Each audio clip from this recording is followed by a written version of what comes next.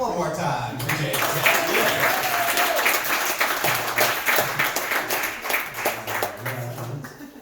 Guys, I am, yep, do it, chug it.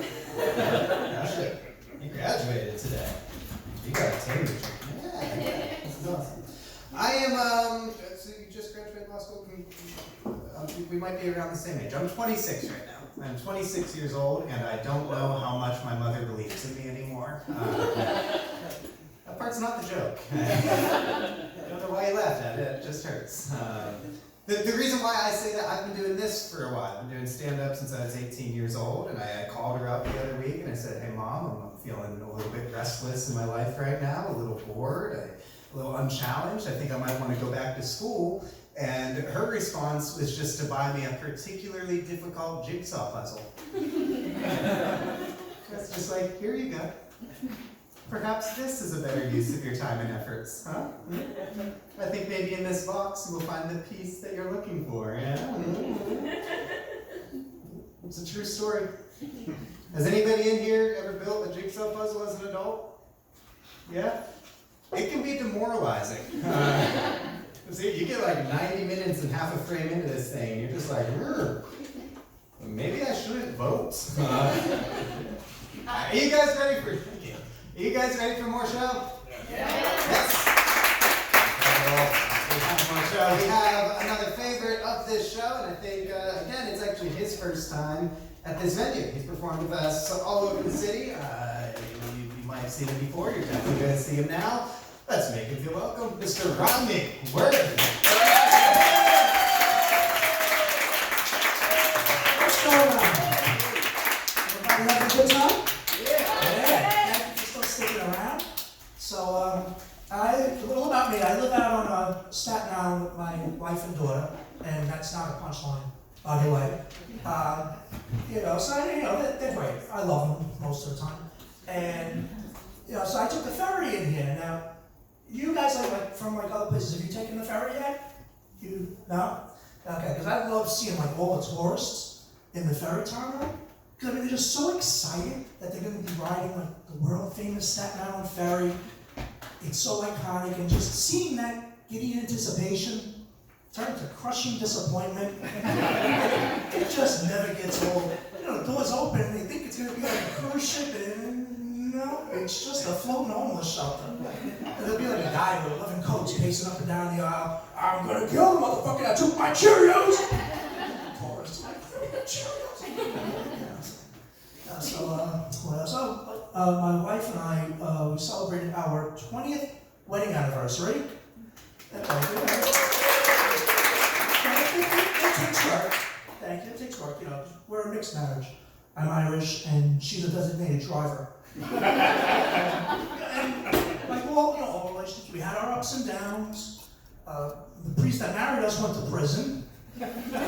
Want to take a guess? But when I saw it on the news, the first thing that I thought of was maybe my marriage doesn't count. So I called the church and I'm like, hey, I'm a senior, so what's the deal? Am I still married? I am. Okay, good. No, I'm kidding. I like being married. She's always looking out for me, She's always telling me stuff like, hon, you really should get into shape. Well, round is a shape. Besides, I identify as thin, so. But it's like I'm being fat-shamed lovingly. That's the key to a successful marriage. It's well-intentioned bullying. Like just last week, she says, hey, hon, I'm going to the supermarket. Anything you want? Oh, yeah, Ben & Jerry's ice cream. She brought home Ben & Jerry's Light. There should be no such thing as light ice cream.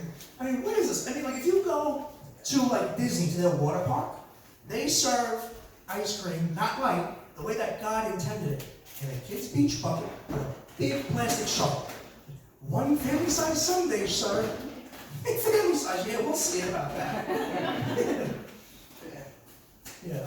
But so now, and I have my daughter is she's 17.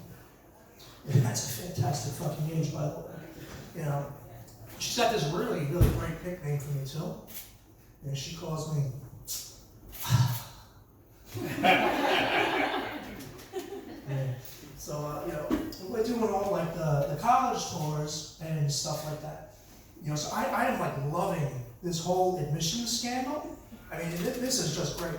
Because she'll go like, "Oh, Daddy, I don't know what to do. Maybe I should take a gap year. Do you know what that is, Dad?" Middle-aged comic. I've been on a gap year since 1988. But I know what you're gonna do.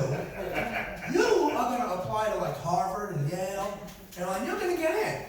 Because when they get to the the financial aid section, and they go parents' occupation, comedian. Wait a minute. Does he have a Netflix special? A middle-aged comic that doesn't have an. Oh, he must suck. No chance of scandal there. Accepted. Full ride. So thank you, Aunt Becky.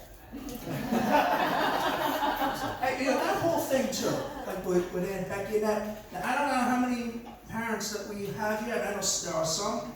But when you're a parent, you're going to make decisions for your kid with the best of intentions, and you ain't going to hit it out of the park every single time. And it starts before the kid's married, because you pick the kid's name, right? Yeah. Now, I knew this woman. Her name was Ophelia Balls. So I said to her, "Oh, you must have been abused as a kid." And she says, No, that's my married name. But you changed your name to Ophelia. So what was your maiden name? Ophelia Johnson.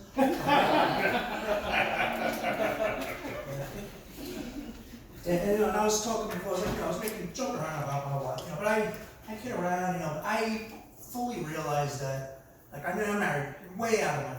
In fact, we ran into this guy that I worked with this one time, and the next day, he's going around and he's telling everybody, I met Rodney's wife. She's actually very pretty. What the fuck? That's at my day job. I work for a Japanese bank in Midtown. I used to work for an Israeli bank. I was the token Gentile. One time I went to my boss. "Excuse me, sir. I got an email from Chaya. It's Chaya. CH is pronounced Ch." I said, "Oh, all these years I've been eating cheeseburgers." And that's why I used to work. I should probably just work for an Irish bank and just tell them, "Sorry, I was drunk." They'd be used to that. But the building where I work, it's the same building where they broadcast Sirius XM. And I know one time, not that long ago, there was a gajillion people all over the lobby. And they were all screaming, "Cardi B! Cardi B!" So now I'm looking around, because I thought somebody was having a heart attack. And they were screaming for a defibrillator. People are going, "You don't know who she is? Look at me. I'm the whitest man alive. And I have Bigfoot socks, for Christ's sake." Last summer, I had a barbecue, and you should have seen the looks I got. I was buying the tiki torches.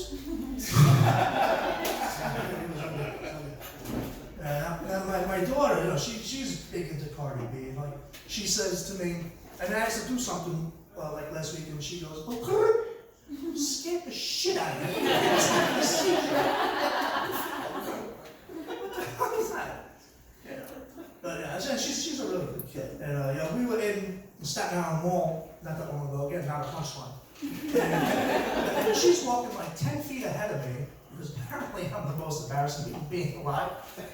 So now there's this kid walking this way, and he's checking her out. So he walks by, and he does one of those. So I trip him. And she was oblivious to the whole thing. And I'm proud of myself. So, wait a minute.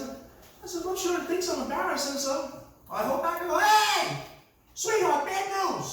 I was one of the cool kids in high school, so this is your future.'"